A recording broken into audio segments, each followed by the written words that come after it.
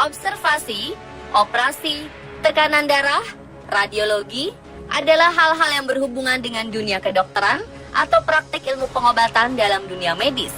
Istilah-istilah tadi lazim digunakan hingga sekarang dan terus mengalami perkembangan seiring dengan berjalannya waktu.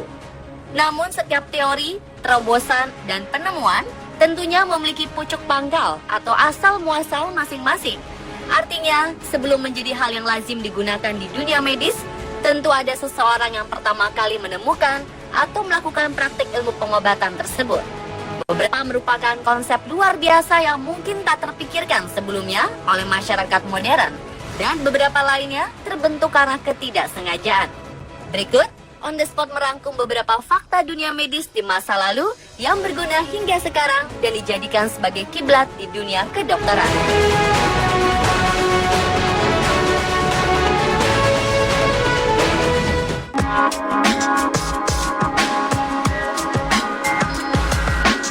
Yang pertama adalah stetoskop. Tak hanya orang dewasa, anak TK yang hobi bermain dokter-dokteran pun nampaknya sudah mengenal alat ini sebagai alat yang lazim digunakan seorang dokter untuk mengecek kondisi pasiennya. Dan tahukah Anda, jika pada 1816 lalu, seorang dokter asal Prancis bernama René Théophile Saint-Laennec menciptakan sebuah perangkat medis untuk memeriksa suara dalam tubuh seseorang yang kemudian dinamakan stetoskop. Kabarnya, René menciptakan instrumen ini agar ia tidak harus menempelkan kupingnya pada dada seseorang, terutama wanita, saat dirinya melakukan pengecekan pada detak jantung. Pembuatan stetoskop terinspirasi saat ia sedang mengamati dua anak yang sedang bermain di halaman. Kedua anak menggunakan tabung kosong yang terbuat dari kayu untuk mendengarkan suara lebih jelas. René kemudian menyadari bahwa hal tersebut bisa diaplikasikan dalam dunia medis. Bagian dari stetoskop yang ditempelkan ke dada seseorang mampu membuat suara organ dalam tubuh seseorang menjadi lebih jelas untuk didengar.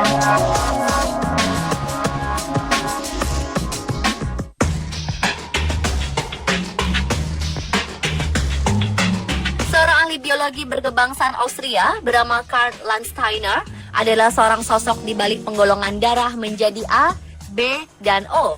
Sebelumnya semua orang dipusingkan dengan kasus kegagalan transfusi darah. Penggolongan darah yang diciptakan Karl pada awal 1900-an ini merupakan sebuah terobosan yang membantu menyukseskan setiap upaya penyaluran darah atau transfusi. Caranya mengetahui dan membedakan berbagai jenis darah beserta kecocokannya adalah dengan mencampurkan sel darah merah dengan serum dari setiap stafnya.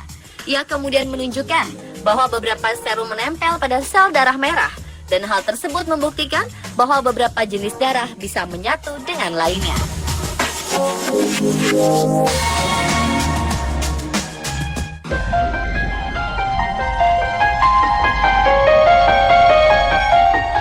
Tahukah Anda, sebelum dilakukan oleh seorang dokter ahli bedah di era modern seperti sekarang, pada abad pertengahan, operasi dilakukan oleh seorang tukang cukur rambut.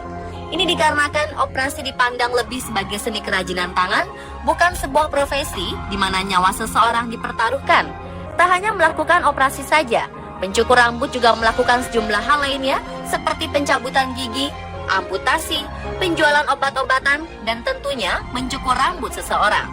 Warna merah dan putih pada tiang di setiap tempat cukur menyimbolkan kain serbet putih yang ternodai oleh darah. Hingga kini, tukang cukur rambut masih menggunakan tiang dengan warna yang penuh makna tersebut. Kedua profesi akhirnya digabungkan pada 1540 oleh King George II menjadi United Barber Surgeons Company. Pada 1745, sebuah sekolah khusus bedah dibuka di kota London, Inggris. Ini menandakan sebuah keharusan untuk mengemban ilmu bedah terlebih dahulu sebelum menjadi ahli bedah dan menjalankan operasi.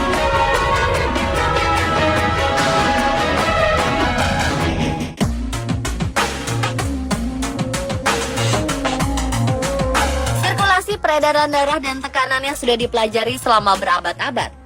Pada 1628, seorang dokter bernama William Harvey merilis sebuah buku berjudul Exercitatio Anatomica de Mucocordis et Sanguinis in Animal Libus, atau pergerakan jantung dan darah dalam tubuh hewan. Buku ini kemudian dijadikan pedoman untuk memahami sistem peredaran darah dalam tubuh makhluk hidup.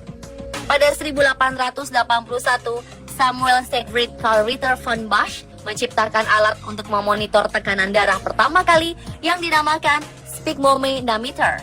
Ia mempelajari ilmu yang disodorkan Stephen Hales sebelum pada 1733 silam untuk memahami jantung dan tekanan darah. Hingga pada 1905, seorang dokter bernama Nikolai Korotkov menyempurnakan ciptaan Samuel dengan penemuannya akan perbedaan antara tekanan darah sistolik dan distolik. Ia telah melahirkan ide penggunaan cuff atau kain lengan baju tambahan untuk diikatkan di sekitar lengan saat penggunaan sphygmomanometer. Dengan adanya cuff, Korotkov bisa mendengarkan lebih jelas suara pergerakan darah dalam tubuh.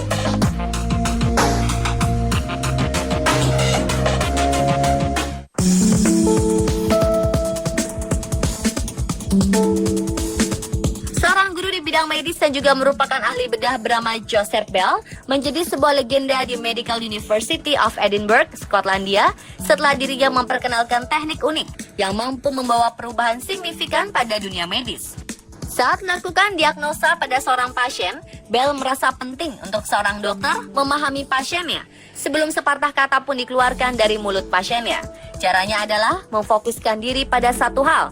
Contohnya pada tangan seseorang atau wajah mereka untuk mengetahui apakah pasiennya perokok atau bukan dan kebiasaan lainnya. Kemahirannya dalam menemukan sesuatu dengan teliti dan memahaminya ini menarik perhatian para detektif. Mereka kemudian meminta pertolongan Bell untuk membantu mereka menyelesaikan investigasi kasus kejahatan. Teknik observasi Bell ini kemudian menginspirasi terbentuknya sains forensik.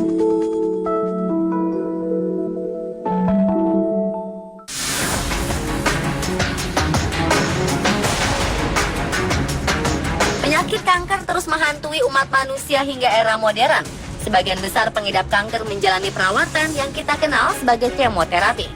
Seorang ahli imunologi berkebangsaan Jerman, Paul Ehrlich, adalah pencipta dari ilmu kemoterapi ini. Pada era awal 1900-an, Paul memusatkan perhatiannya pada ilmu kekebalan tubuh, di mana ia juga mencari cara untuk melawan penyakit yang menular dengan menggunakan obat. Ia bercita-cita menemukan sesuatu yang dapat membunuh bibit-bibit penyakit dalam tubuh manusia tanpa merusak jaringan tubuh yang ada. Ia berkeyakinan bahwa bibit penyakit hanya menyerap zat warna kimia tertentu, dan apabila menyerap zat kimia tertentu yang lain, bibit penyakit itu akan mati. Pengobatan dengan zat kimia itulah yang kemudian dikenal sebagai kemoterapi.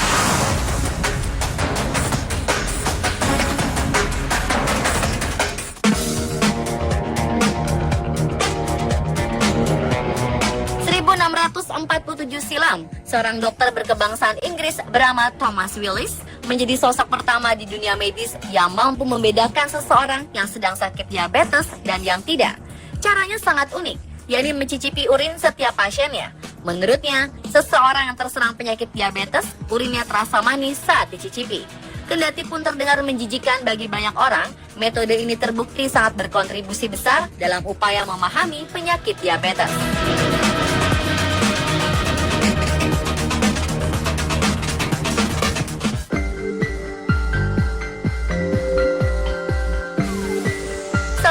Asal Austria, Leopold von Auenberger menciptakan sebuah metode pada 1754 yang dinamakan Methods of Percussion atau metode perkusi. Metode ini digunakan untuk mendeteksi apabila ada cairan berlebih dalam tubuh seseorang seperti pneumonia dalam paru-paru. Metode perkusi ini dilakukan dengan cara menepuk beberapa bagian tubuh seseorang dengan menggunakan jari. Leopold mencontoh ayahnya yang kerap kali ditemukan tengah menepuk barel wine dengan jarinya untuk mengetahui ada tidaknya dan sebanyak apa cairan minuman di dalam setiap barel. Hingga kini, metode yang dinamakan inventum novum ini terus digunakan dan dijadikan bahan dasar pembelajaran medis.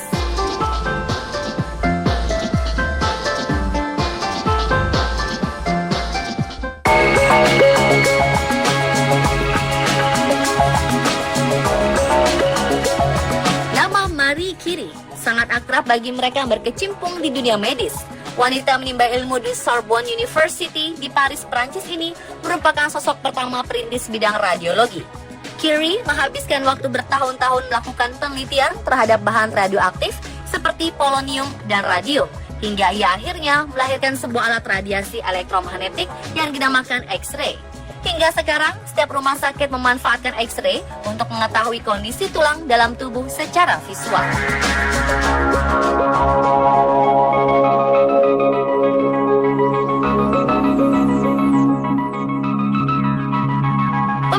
adalah beberapa fakta dunia medis di masa lalu, versi on the spot.